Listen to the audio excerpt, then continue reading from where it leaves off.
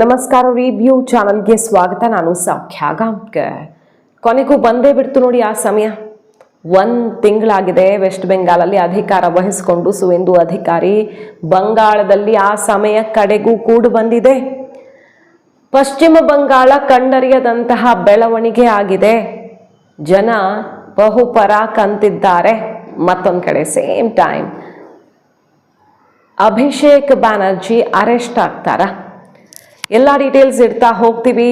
ಬಹಳ ಸೀರಿಯಸ್ ಸಾಕ್ಷಿಗಳೆಲ್ಲ ಒಂದಕ್ಕೊಂದು ಕೂಡು ಬಂದಿರೋದು. TMC ಇನ್ನೇನು ಸ್ಪ್ಲಿಟ್ ಆಗಿ ಮಮತಾ ಬ್ಯಾನರ್ಜಿ ಅಸ್ತಿತ್ವ ಕಳೆದು ಹೋಗಿ ಎಲ್ಲ ರಾಜಕೀಯ ಬೆಳವಣಿಗೆಗಳ ಜೊತೆ ಜನ ಬಹಳ ಖುಷಿ ಪಡುವಂಥ ಒಂದು ಬಹುದೊಡ್ಡ ಸುದ್ದಿಯನ್ನು ಸುವೇಂದು ಅಧಿಕಾರಿ ಸರ್ಕಾರ ಕೊಡ್ತಾ ಇದೆ. ಮಾಹಿತಿ ಇಡ್ತಾ ಹೋಗ್ತೀವಿ one by one. First time ನೀವು ನಮ್ಮ ಚಾನಲ್ ನೋಡ್ತಾ ಇದ್ರೆ ತಪ್ಪದೆ ನಮ್ಮ ಚಾನಲ್ನ ಸಬ್ಸ್ಕ್ರೈಬ್ ಮಾಡಿ, ಹಾಗೆ ಬೆಲ್ ಐಕಾನ್ ಕ್ಲಿಕ್ ಮಾಡಿದ್ರೆ ಎಲ್ಲ ವಿಡಿಯೋ ಅಪ್ಡೇಟ್ಸ್ ನೋಟಿಫಿಕೇಶನ್ಸ್ ನಿಮ್ಮನ್ನು ತಲುಪುತ್ತೆ. ಎಸ್ ವೀಕ್ಷಕರೇ, ವೆಸ್ಟ್ ಬೆಂಗಾಲಲ್ಲಿ 1 ಲಕ್ಷ ಕೋಟಿ ಇನ್ವೆಸ್ಟ್ಮೆಂಟ್, 1 ಲಕ್ಷ ಕೋಟಿ ಇನ್ವೆಸ್ಟ್ಮೆಂಟ್ಗೆ ಪ್ಲ್ಯಾನ್ ಆಗಿದೆ. ಎಲ್ಲ ಓವರ್ ಆಲ್ ಇನ್ಫ್ರಾಸ್ಟ್ರಕ್ಚರಿಂದ ಹಿಡಿದು ಮ್ಯಾನುಫ್ಯಾಕ್ಚರಿಂಗು, ಜಾಬ್ ಕ್ರಿಯೇಷನ್ಗೆ ನೇರವಾಗಿ ಕೊಡುಗೆ ಕೊಡುವಂತಹ ಅತಿ ದೊಡ್ಡ ಮೊತ್ತದ ಇನ್ವೆಸ್ಟ್ಮೆಂಟು ಈಗ ಹುಡುಕೊಂಡು ಬಂದಿರೋದು. ICC ಈಗ ಪ್ಲ್ಯಾನ್ ಮಾಡಿದೆ. Indian chamber of commerce announce ಮಾಡಿದೆ. ಮೆಂಬರ್ ಕಂಪನೀಸ್, ICC ಜೊತೆಗೆ ಮೆಂಬರ್ ಆಗಿರುವಂತಹ ಕಂಪನೀಸು 1 ಲಕ್ಷ ಕೋಟಿಯನ್ನು ಬರೋ ದಿನಗಳಲ್ಲಿ ವೆಸ್ಟ್ ಬೆಂಗಾಲಲ್ಲಿ ಇನ್ವೆಸ್ಟ್ ಮಾಡಲಿದ್ದಾರೆ.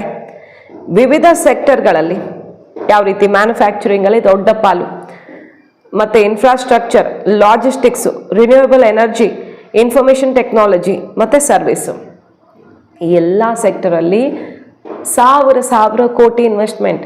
ಓವರ್ ಆಲ್ 1 ಲಕ್ಷ ಕೋಟಿ ಇನ್ವೆಸ್ಟ್ಮೆಂಟ್ ಆಗುತ್ತೆ. ಮತ್ತು ಒಂದೇ ಒಂದು ಮಾತು ಅವ್ರು ಹೇಳ್ತಿರೋದು, Indian chamber of commerce ICC ಅವರು ವೆಸ್ಟ್ ಬೆಂಗಾಲಲ್ಲಿ ಇನ್ವೆಸ್ಟ್ಮೆಂಟ್ಗೆ ಎಲ್ಲ ಬಗೆಯ ವಾತಾವರಣ ಪೂರಕವಾಗಿ ಕೂಡಿ ಬಂದಿದೆ ಅಂತ. ಸೊ ವೆಸ್ಟ್ ಬೆಂಗಾಲ್ ಅಂದ್ರೇ ಒಂದು ಆರ್ಥಿಕವಾಗಿ ಅತಿ ದೊಡ್ಡ ಶಕ್ತಿ. ಬ್ರಿಟಿಷರು ಕಣ್ಣು ಯಾಕೆ ಬಿದ್ದಿತ್ತು ಕೋಲ್ಕತ್ತಾ ಮೇಲೆ ಗೊತ್ತು ನಮಗೆ. ಡೆಲ್ಲಿ ಅಲ್ಲ, ಅವ್ರು ಹುಡ್ಕೊಂಡು ಹೋಗಿದ್ದು ಕೋಲ್ಕತ್ತಾವನ್ನ ಅಲ್ವಾ. ಕೋಲ್ಕತ್ತಾ ವೆಸ್ಟ್ ಬೆಂಗಾಲ್ ಶಕ್ತಿ, ಆಗತ ವೈಭವ, ಎಲ್ಲರಿಗೂ ಬೇಕಾಗಿರುವಂಥ ನೆಲ ಅದು. ಆದರೆ ಯಾರಿಗೂ ಬೇಡ ಆಗಿರೋ ರೀತಿಯಲ್ಲಿ ಇನ್ವೆಸ್ಟ್ಮೆಂಟ್ ಯಾವುದೂ ಬರದೆ ಇದ್ದವರು ಕಾಲ್ಕಿತ್ತು ಹೋಗಿ ಟಾಟಾ ಅಂತಹ ಕಂಪನಿ ಅಲ್ಲಿಂದ ಎದ್ದೋಡೋ ರೀತಿ ಮಾಡಿ ಏನೇನಾಯಿತು ಅನ್ನೋದು ಗೊತ್ತಿರೋದೆ. ರಾಜಕೀಯ ಬೇಳೆ ಬೇಯಿಸ್ಕೊಳ್ಳೋದಕ್ಕೆ ಇಡೀ ರಾಜ್ಯವನ್ನು ಬಲಿ ಕೊಡಲಾಗಿತ್ತು, ಅದನ್ನು ಸರಿ ಮಾಡ್ತಿದ್ದೀವಿ ಅಂತ ಈಗ BJP ಹೇಳ್ತಿರೋದಲ್ವಾ. ಬರೀ ಮಾತಲ್ಲಿ ಹೇಳದೆ ಸುವೇಂದು ಅಧಿಕಾರಿ ಸರ್ಕಾರ 1 ಲಕ್ಷ ಕೋಟಿಯ ಇನ್ವೆಸ್ಟ್ಮೆಂಟ್ ಒಂದೇ ತಿಂಗಳಾಗಿರೋದು ಸುವೇಂದು ಅಧಿಕಾರಿ ಬಂದು ಅನೌನ್ಸ್ ಆಗಿದೆ ಈಗ ವಿವಿಧ ವಲಯಗಳಲ್ಲಿ. ಸೊ ಈಗ ಪ್ಲ್ಯಾನಿಂಗ್ ಮತ್ತು ಇಂಪ್ಲಿಮೆಂಟೇಷನ್ ಅದರ ಸುತ್ತ ಕೆಲಸ ಶುರುವಾಗ್ತಾ ಇದೆ. ಟೈಮ್ ಲೈನು ಅಂದರೆ ಈ ಕ್ಲಿಯರೆನ್ಸ್ ಆಧಾರದಲ್ಲಿ, ರೆಗ್ಯುಲೇಟರಿ ಕ್ಲಿಯರೆನ್ಸ್ ಆಧಾರದಲ್ಲಿ ಆದಷ್ಟು ಬೇಗ 1 ಬೈ 1 ಇನ್ವೆಸ್ಟ್ಮೆಂಟ್ ತರೋದು ಅಂತ ಅದನ್ನು ಫಿಕ್ಸ್ ಮಾಡಿದ್ದಾರೆ. ಇನ್ಫ್ರಾಸ್ಟ್ರಕ್ಚರ್ ಮತ್ತು ಮಾರ್ಕೆಟ್ ಕಂಡೀಷನ್ ಆಧಾರದಲ್ಲಿ ಇದು ತುಂಬ ಬೇಗ ಆಗುತ್ತೆ, 1 ಲಕ್ಷ ಕೋಟಿ ಇನ್ವೆಸ್ಟ್ಮೆಂಟು ಅನ್ನೋದನ್ನು ಕ್ಲಿಯರ್ ಮಾಡ್ತಿದೆ ICC. ಮತ್ತು ICC ಇನ್ವೆಸ್ಟ್ಮೆಂಟ್ ಅನೌನ್ಸ್ಮೆಂಟ್ ಸಮಯದಲ್ಲಿ ಹೇಳ್ತಿರೋದೇನು, ಇಲ್ಲಿ ವೆಸ್ಟ್ ಬೆಂಗಾಲ್ ಎಲ್ಲ ಇಂಡಸ್ಟ್ರಿಗಳ ಡೆಸ್ಟಿನೇಷನ್ ಆಗಿ ಕಾಣಿಸ್ತಾ ಇದೆ ಅಂತ ಹೇಳ್ತಿದ್ದಾರೆ. ವೆಸ್ಟ್ ಬೆಂಗಾಲ್ ತುಂಬ ಚೆನ್ನಾಗಿದೆ ನಮಗೆ ಕೆಲಸ ಮಾಡೋಕೆ ಅಂತ ಬಯಸ್ತಾ ಇದ್ದಾರೆ ಇಂಡಸ್ಟ್ರಿಗಳು. ಹಾಗಾಗಿ ತಂತಾನೇ ಬರ್ತಾ ಇದೆ ಈಗ ಇಲ್ಲಿ ಕೆಲಸ ಮಾಡೋದಕ್ಕೆ ವಾತಾವರಣ ಸೃಷ್ಟಿಯಾಗಿದೆ ಅನ್ನೋದನ್ನು ಹೇಳ್ತಿದ್ದಾರೆ. ಬ್ರಿಜ್ ಭೂಷಣ್ ಅಗರ್ವಾಲು ಪ್ರೆಸಿಡೆಂಟು ಮತ್ತು union minister doctor Jitendra Singhu ಅವರೆಲ್ಲರ ಜೊತೆ ಇಂಟ್ರ್ಯಾಕ್ಷನ್ ಆಗಿದೆ. ಇದು ಫೈನಲೈಸ್ ಕೂಡ ಆಗಿದೆ. ಸೊ 1 ಲಕ್ಷ ಕೋಟಿ ಇನ್ವೆಸ್ಟ್ಮೆಂಟಿಂದ ಇಡೀ ವೆಸ್ಟ್ ಬೆಂಗಾಲ್ ಚಿತ್ರಣವೇ ಬದಲಾಗುತ್ತೆ. ಸುವೇಂದು ಅಧಿಕಾರಿ ಮತ್ತು ಇಂಡಸ್ಟ್ರಿಯಲ್ ಮಿನಿಸ್ಟರ್ ಏನು ಹೇಳ್ತಿದ್ದಾರೆ ನೋಡಿ, ನಾವು ಆಗ ಏನಾದರೂ ಇದ್ದಿದ್ರೆ ಟಾಟಾ, ರತನ್ ಟಾಟಾ ಕಾಲು ಹಿಡ್ದಾದರೂ ಉಳಿಸ್ಕೊಳ್ತಿದ್ವಿ, ಕರ್ಕೊಂಡು ಬರ್ತಿದ್ದೆ ನಾನೇನೆ. ಈಗ ಖಂಡಿತ ಅದು ಮತ್ತೆ ಆಗತ್ತೆ. ಟಾಟಾ ಮತ್ತೆ ವೆಸ್ಟ್ ಬೆಂಗಾಲ್ಗೆ ಬರುತ್ತೆ. ಓಡಿಸಿದ್ದಾರೆ ಇಲ್ಲಿಂದ. ಅಭಿವೃದ್ಧಿ ಮಾಡೋದಿರಲಿ, ಇರೋದನ್ನು ಕೂಡ ಹಾಳು ಮಾಡಿ ಓಡಿಸಿದ್ದಾರೆ ಕಂಪನಿಗಳನ್ನು. ನಾವು ಅದನ್ನು ಸರಿ ಮಾಡ್ತೀವಿ. ಮತ್ತು ಕಂಡರಿಯದ ರೀತಿಯಲ್ಲಿ ಜಾಬ್ ಕ್ರಿಯೇಷನ್ ಘೋಷಣೆ ಮಾಡಿದ ಮರುದಿನವೇ ಡೆವಲಪ್ಮೆಂಟ್ ಆಗ್ತಿದೆ. ಇನ್ನು ಸರ್ಕಾರದಿಂದ, ಕೇಂದ್ರ ಸರ್ಕಾರದಿಂದ 19,000 ಕೋಟಿ ಅನುದಾನ. ಇದರಿಂದಾಗಿ ಅಂದರೆ ಕೋಲ್ಕತ್ತಾದ ಕಡಲ ತೀರದಲ್ಲಿ ಒಂದು ಮೇಜರ್ ಪ್ರಾಜೆಕ್ಟನ್ನು ಕೈಗೆತ್ತಿಕೊಳ್ತಾ ಇದೆ ಕೇಂದ್ರ ಸರ್ಕಾರ. ಇದರಿಂದಾಗಿ 62,000 ಜಾಬ್ ಕ್ರಿಯೇಷನ್ ಆಗ್ತಿದೆ. ಇನ್ನು ಈಗಾಗಲೇ ಲಾಸ್ಟ್ ವೀಕ್ ಅನೌನ್ಸ್ಮೆಂಟ್ ನೋಡಿದ್ದೀರಾ, ವೆಸ್ಟ್ ಬೆಂಗಾಲ್ಗೆ ಇದೆ ಮೊದಲ ಬಾರಿಗೆ ಬುಲೆಟ್ ಟ್ರೈನ್. ದೇಶದಲ್ಲಿ 2ನೇ ಬುಲೆಟ್ ಟ್ರೈನು ವೆಸ್ಟ್ ಬೆಂಗಾಲ್ ಮೂಲಕ ಹೋಗುತ್ತೆ. ಡೆಲ್ಲಿ ಸಿಲಿಗುರಿ ಕನೆಕ್ಟ್ ಆಗುವಂತಹ ಒಂದು ಅತಿ ದೊಡ್ಡ ಪ್ರಾಜೆಕ್ಟು, ಭಾರತದ ಭದ್ರತೆಗೂ ಸಂಬಂಧಪಟ್ಟಂತೆ. ಇಂಥದ್ದೆಲ್ಲ ಪ್ರಾಜೆಕ್ಟ್ಗಳು ಬ್ಯಾಕ್ ಟು ಬ್ಯಾಕ್ ಕ್ಲಿಯರ್ ಆಗ್ತಿರೋದು, ಮುದ್ರೆ ಬೀಳ್ತಿರೋದು.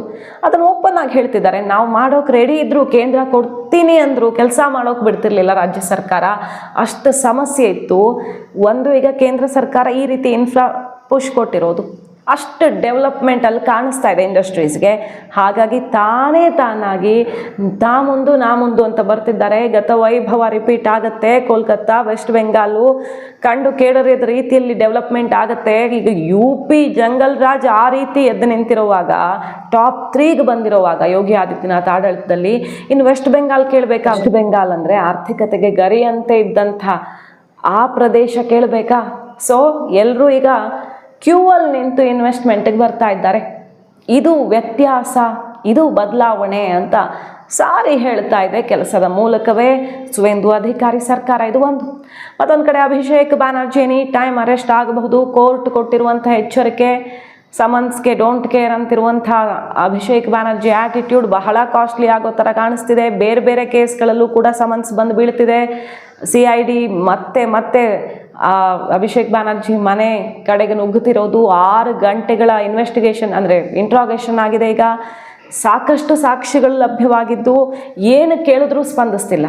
ನನಗೇನು ಗೊತ್ತಿಲ್ಲ ಫೋರ್ಜರಿ ಕೇಸಲ್ಲಿ ಏನೂ ಗೊತ್ತಿಲ್ಲ ಅನ್ನೋ ವರ್ಡ್ ಬಿಟ್ಟರೆ ಇನ್ನೇನು ಹೇಳ್ತಿಲ್ಲ. ಸೊ ಈಗ ಅನಿವಾರ್ಯವಾಗಿ ಅಭಿಷೇಕ್ ಬ್ಯಾನರ್ಜಿ ಬಂಧಿಸಲೇಬೇಕಾದಂಥ ಒಂದು ಸಂದರ್ಭ ಬಂದೊದಗಿದೆ ವೆಸ್ಟ್ ಬೆಂಗಾಲಲ್ಲಿ. ಸೊ ಇದು ಸಿಕ್ಕಾಪಟ್ಟೆ ದೊಡ್ಡ ಮಟ್ಟದಲ್ಲಿ ಬೆಳವಣಿಗೆ ಆಗೋ ಥರ ಕಾಣಿಸ್ತಿದೆ. ಅಥವಾ ಬೇಕಂತಾನೆ ಅರೆಸ್ಟ್ ಮಾಡಿ ಅದೊಂದು ಹೈಡ್ರಾಮಾ ಸೃಷ್ಟಿಯಾಗಿ ಅನುಕಂಪ ಗಿಟ್ಟಿಸೋ ಪ್ರಯತ್ನವ, ಏನು ಆನ್ಸರ್ ಮಾಡದೆ ನಮ್ಮನ್ನು ಅರೆಸ್ಟ್ ಮಾಡಲಿ ಅಂತಲೇ ಪ್ರಯತ್ನ ಪಡ್ತಿರೋದಾ ಅದು ಗೊತ್ತಿಲ್ಲ.